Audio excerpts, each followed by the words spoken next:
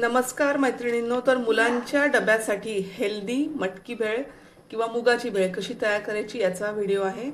तर आता मी आज मूग घेतले, ते रात्रभर भिजू घालून आदल्या दिवशी त्याला मोड काढलेले आहेत। आता मी काय केलं, कढईमध्ये डायरेक्ट कढई ठेवली, त्यात मूग टाकले।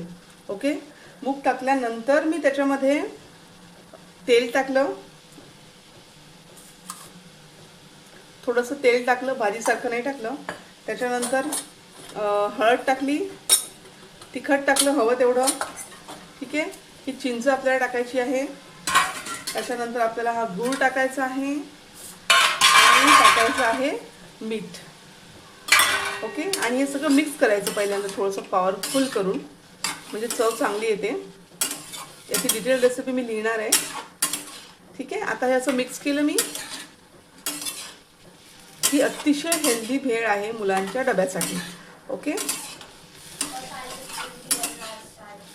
आणि याच्यामध्ये पाणी सुद्धा टाकायचं आहे, नाही तर ते थोडंसं कडक होऊन जातात मूग जे असतात ते।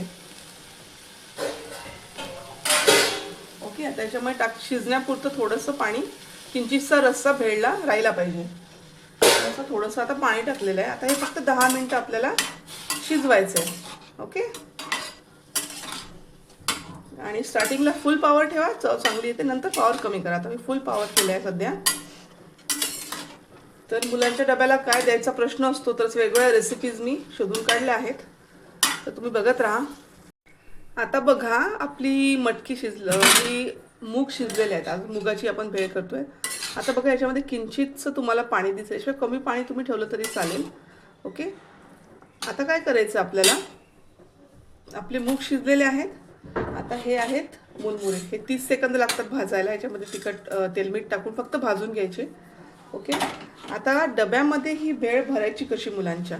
ठीक आहे, आता हे शिजल्यानंतर काय करायचं, पण आपण तेल थोडंसं कच्चं तेल याच्यावरून टाकायचं, कारण ते पौष्टिक होतं। कच्चं तेल खायचं असतं, ते पौष्टिक होतं म्हणून टाकायचं, थोडंसं टाकायचं वरून। ओके, तर आता मी टाकते याच्यावरती, थोडंसं टाकते, तुम्ही बघा, कारण आपण ऑलरेडी खूप कमी टाकलेलं आहे। आणि हे मिक्स करून घेते मी आता डब्यामध्ये, आणि हे थंड होऊ द्यायचं डब्यात भरण्याच्या आधी। आता मी कसं भरते डब्यामध्ये मुलांच्या, तुम्हाला मी ते दाखवते आता। Okay, let switch the camera थोडासा। ठीक आहे, आता बघा, हा डबा आहे।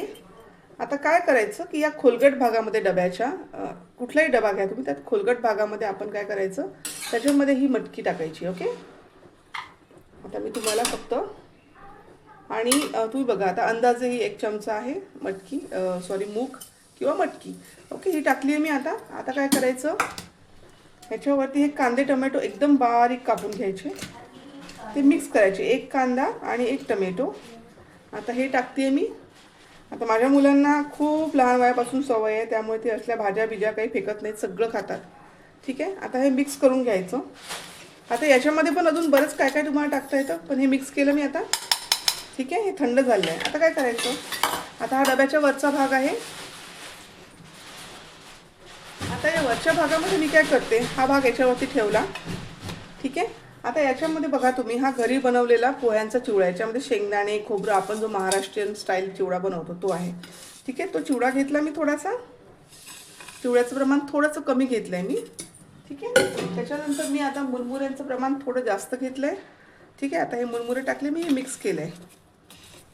ठीक आहे, आता मुलं खूप छोटी असतात, थोडंसं त्यांना भेळचा बाहेरचा फील येण्यासाठी काय करायचं, मी तर, माझी मुलं मोठी, त्यामुळे फक्त हा चिवडा घरी बनवलेला पोह्यांचा आणि मुरमुरे एवढं त्यांना बस होतं। पण छोटी मुलं असतील, त्यांना थोडं फील पाहिजे असेल विकतच्या भेळचा, तर आता हे लक्ष्मीनारायणचं फरसाण मी घेते, कुठलंही घ्या तुम्ही। तर हे फरसाण थोडंसं त्यात टाकलं, हे मिक्स केलं। ठीक आहे, आणि आता हा डबा असा बंद केला आणि हा दिला मुलांना। आता काय करायचं, जेव्हा मुलं हा डबा उघडतील तेव्हा हा जो जिन्नस आहे तो याच्यामध्ये मिक्स करतात मुलं आणि मग खातात। ओके, तर अशी मटकी भेळ मी माझ्या मुलांना डब्यामध्ये देते। आणि आता ही जी आहे मूग, याच्यामध्ये आंबट गोळ करण्यासाठी मी चिंच आणि गूळ टाकली, तुम्हाला जर तुम्ही बघा स्टार्टिंगपासून। तर अशा पद्धतीने मुलांना डब्याला हेल्दी बनवा।